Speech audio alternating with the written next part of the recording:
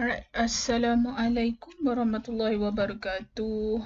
Okay, so this video is talking about chapter 1 on OB. Need to lock the background.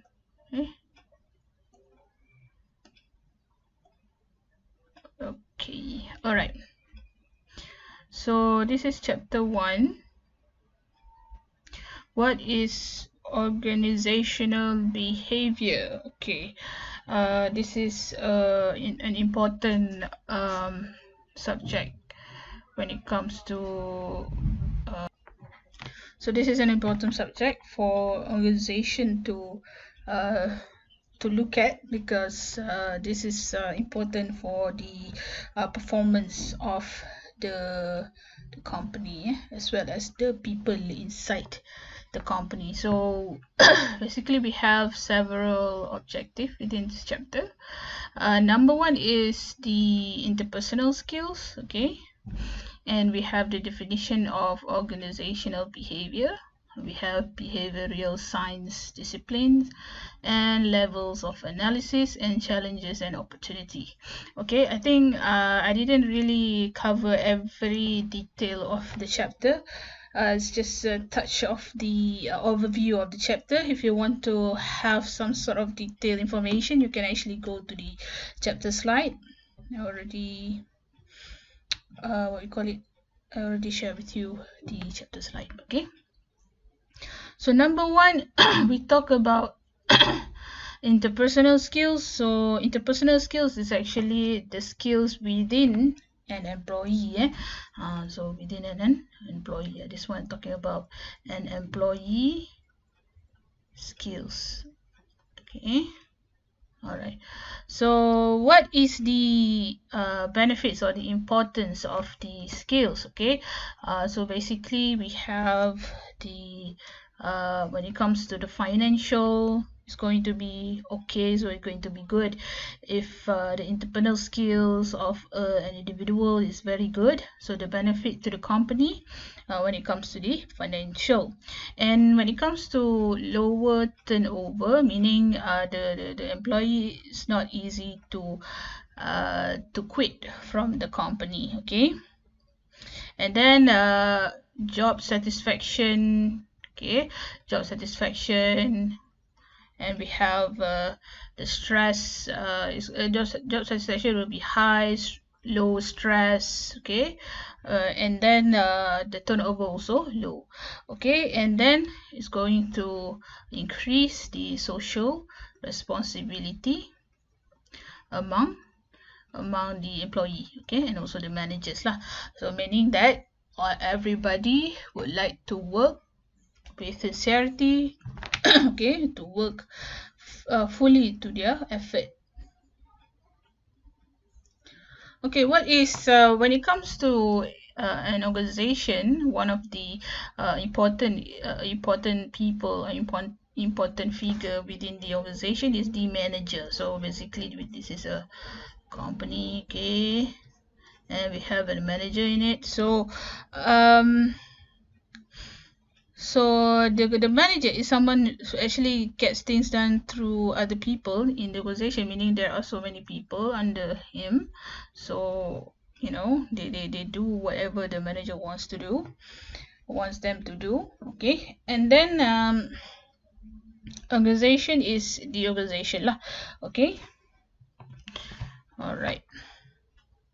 So when it comes to the manager themselves or himself, they need to have some important roles. Okay, for example, like interpersonal role, which is the figurehead, the leadership, and then they need to maintain the what we call the network, and then the manager also must have information or knowledge. Okay, must have good in terms of that.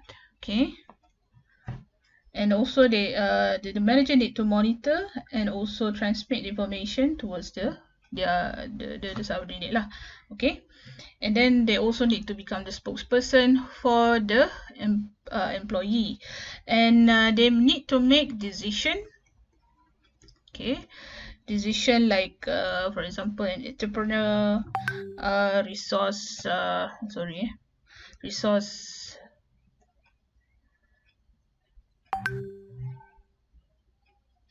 sorry. Okay, all right. So the decision, the resource allocator, the negotiator, so everything is actually under decision. So whatever it is, it must be the decision place lah for the manager. Okay, the manager also need to have management skills. Okay, management skills, for example, like technical skills. Okay, they need to know technical skills, human skills. Okay, many technical skills, the ability to apply specialized knowledge or expertise. Okay, so basically manager needs to know better lah than their subordinate. Okay, human skills, and also human skills actually the ability to work with the subordinate, to understand them, to motivate them. Okay, conceptual skills, meaning the ability to analyze and diagnose complex situation, meaning if let's say there is some complex issue, the manager can actually handle that as well. Okay, all right. Okay, so we have effective and successful activities here. So basically when it comes to effective activities, they have around 44% communication. Okay, 4% communication, traditional management 19%. I don't know why my jiran is like this. Okay, talking without like never ending talking. Okay, networking around 11%. Okay, another 26% they talk about human resource, meaning that this is the allocation of activities if you want to have effective activities within the organization. Whereas for example like the traditional for successful on traditional is around 13%. Okay, communication they must have around 28%, and network they need to have around 48%. Okay, and the HR must be around 11%. So as you can see, when it comes to effective, they are more keen towards communication. Okay, and when it comes to the successful, they need to focus on networking. Yeah, network.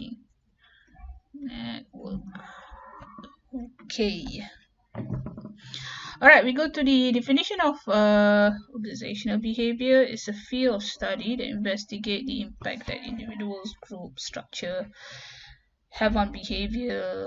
Okay, so basically it's talking about individual and his group, his or her group. Okay, and also the structure. Structure means like, for example, department of finance. So they have manager, and then we have subordinate. Okay, so this is called structure. Okay, all right, and then we have purpose of applying such knowledge toward improving the organization effectiveness. Okay, so under the definition of OB, we have intuition,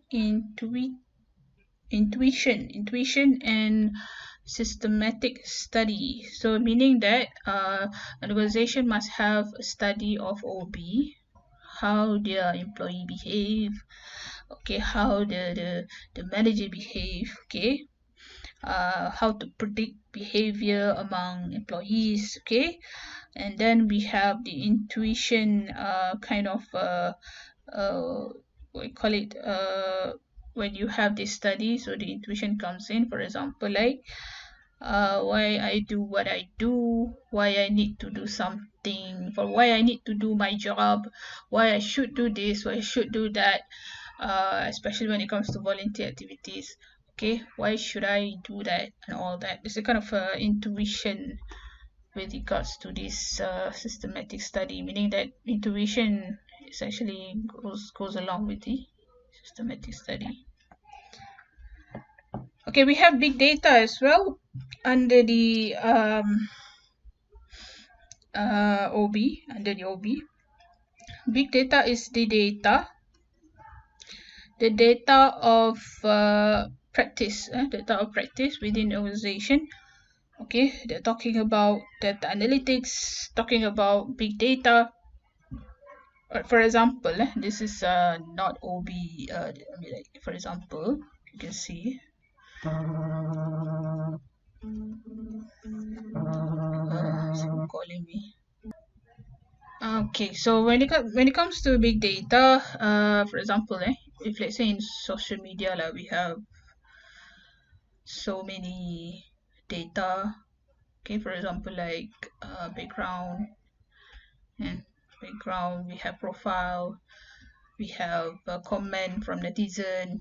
Okay, so this is all called data. So of course this data being stored in one place within Facebook organization, okay, stored. Okay, so the same thing happened with regards to the organization. So they have a lot of data from their employees, for example, when it comes to background, the job tasks, okay, the KPI and all. So this kind of data will be stored in one place, okay, and then this is called big data. Okay, so this data will help the organization to understand and manage people within their company. So it is important to have this data. Okay, so that is actually quite systematic way lah of managing the employee within your within an organization. Okay, so next is the behavioral discipline or behavioral science discipline within organization behavior. So basically we have number one is the, it's too big, it's too small. Okay, number one is psychology, and we have social psychology, and we have sociology. Okay, we have sociology, and we also have anthropology. Okay, all right, let me go one by one. So what is psychology? Psychology seeks to measure, explain, and sometimes change the behavior of humans and also the other animals. So basically we want to change behavior. We want to change behavior. Okay, when it comes to social psychology, this is the concept of psychology, this one, plus sociology. There is a blend between this. That is social psychology. Sociology, this one talking about the environment or culture of an organization. And anthropology is talking about society as a bigger way, as a bigger group of human. Okay, talking about their human, to learn about human beings and also their activities. So basically this is talking about environment within the organization. For example, like And one company, they have a free breakfast, or maybe they have once a month go lunch together, kind of things.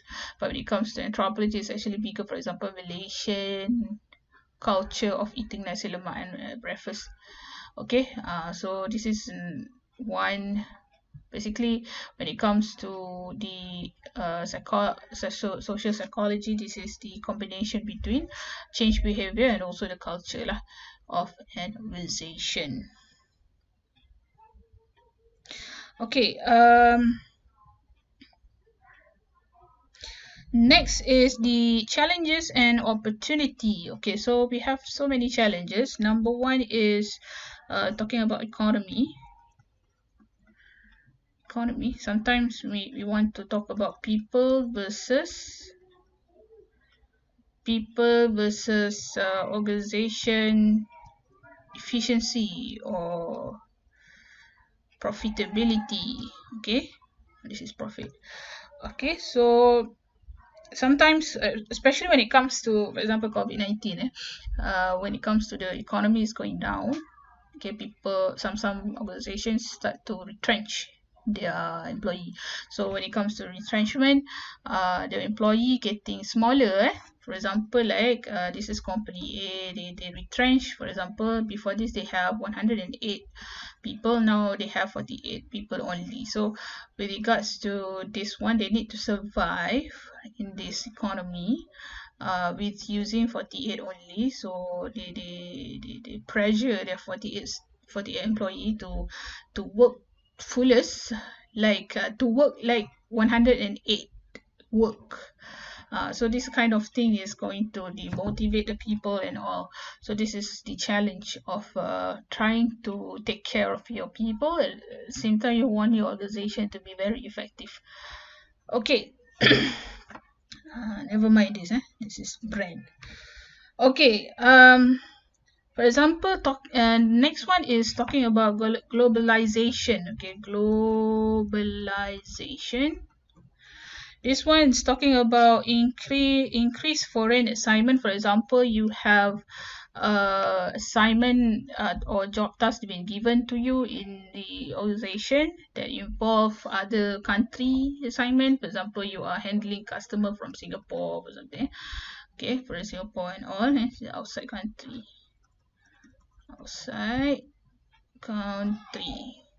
Okay. All right, and then talking about working with people from different cultures. For example, your co-worker are not Malaysian, not all Malaysian. Okay, and then try to adapt with different cultural and rules. Okay. All right, and then in another challenge, we talk about workforce diversity. Okay, this is challenge. Diversity. Okay, for example, when it comes to gender, sometimes nowadays we have so many genders. And then we're talking about age. Okay, young employee, older employee. Okay, we're talking about race, Malay, Chinese, Indian. We're talking about sexual orientation also, and inclusion of workforce from other diverse groups. So that is actually a challenge as well for OB. Okay, what is the opportunity? What is the opportunity? First is customer service is very good. Okay. And then the people skills getting increased. Okay, people skills. And then we have working in network organization, meaning the network is getting bigger. Okay, meaning that you have network with other organization as well. I mean, like you are doing some sort of like partnership from your company to the other company. Okay, and then you are using social media. Social media been using a lot. For example, like Maybank. Like I think banks are using social media. We have the virtual assistant as well. Okay, virtual customer service. Well-being of the organization also getting improved when you are applying OB concept. Okay, trying to create a positive culture in the organization. Okay, and then try to improve ethical behavior, ethics among the employee. Okay. Okay, last but not least is the levels of analysis. So this is the levels of analysis. We have input, process, and uh, outcome. So how to analyze or organizational behavior? How to analyze or behavior within the organization? For example, like input, things like personality, okay, things like personality, or maybe structure, group structure, like department by department, okay, roles, job tasks, okay, and also for example, team responsibility. So basically, this one talking about individual level, this one talking about the group level. Okay. All right. Process. Process. We are talking about the individual level. Okay. Talking about emotion on the individual level. Motivation of an individual. Okay. Talking about perception, decision making of an individual, of an employee. If let's say we're talking about group level, we're talking about communication. Okay, the process, for example, this person have a job or been given a new task. So how his or her emotion towards the new job. So if let's say when it comes when it actually talked about group, how their leadership communication within the group, is it okay, is it bad, or maybe what kind of power that the manager have, is it autocratic or democracy, or maybe some sort of politics going on within the group. Okay, when it comes to organizational level, of course there is some sort of system like human resource system, HRM system, or maybe some sort of policies change or practice or rules and practices. Okay, so this process. So what is the outcome? Okay, for on the individual level, so we have outcome like attitudes, outcome of stress, okay, outcome of behavior, withdrawal behavior, wanting to quit, or maybe doesn't want to volunteer anymore. Okay, so that is actually on individual level. When it comes to group level, whether that the group is functioning or not effective or not, okay, and also the organization level, whether they are productive or survive. So basically, this is the process lah, the analysis that organization need to do with regards to the process. Okay. All right, so I think that's all for chapter number 1. So if you want to have detail on the chapter, you can actually go to the slides. Okay, I just do the overview of this chapter 1. So inshallah, okay, assalamualaikum warahmatullahi wabarakatuh.